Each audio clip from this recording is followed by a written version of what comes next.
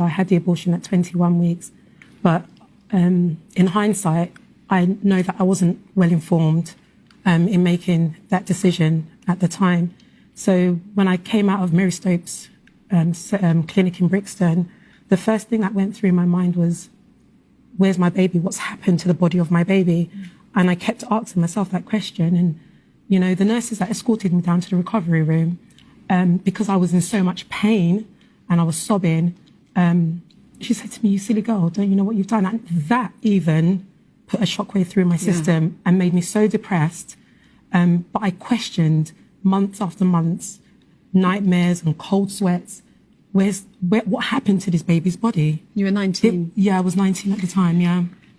You said that you didn't feel well informed. You'd gone from discovering you were pregnant at 12 weeks to having the abortion at 21 weeks. Yeah. And obviously, as part of the process, you do have to get the permission of 2 doctors to perform the surgery. Yes.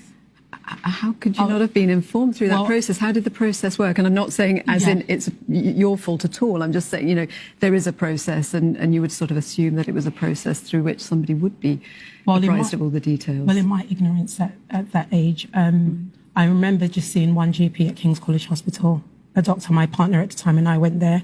And when I went into the room to discuss that I am pregnant, the first option I was given was abortion. And we stepped out of the room, we spoke for 5 minutes, went back in, and I was so afraid, so confused. I had no clue what to do. All the voices around me at the time were telling me I couldn't do it, I couldn't do it. So I felt so much pressure. I felt okay within myself to go in for the abortion, but when I left that clinic, that was the beginning of my nightmare. Caroline, how do you respond to that? Well, first of all, I'm very sorry that you've had this regret, but we know 95% of women don't regret abortion. No, but I mean the point of sort of going through something where she now just looks back, obviously endlessly, so long later, thinking, I wasn't properly informed. The system is supposed to be that people do get properly informed, that they do get full advice, and it didn't happen here. I can't obviously answer for that because I wasn't in the consultation with you. I'm sorry you feel you weren't properly involved. And Mary Stopes, we take it very seriously in informing our patients, but you also don't want to frighten patients.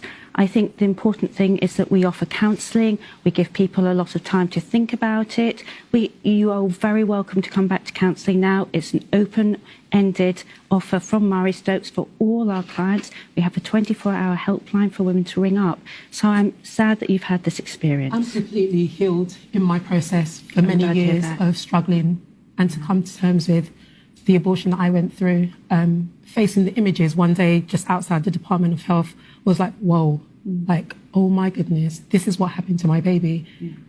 And that was that sudden realization and another step towards the healing process.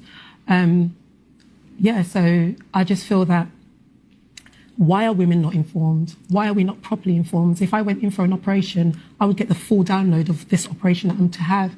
Why is it with abortion that it's so secret? Why don't you let us know what we are going for and what's going to happen to our babies? Why it's not a matter of scaring people, it's a matter of informing people so that I can make a proper informed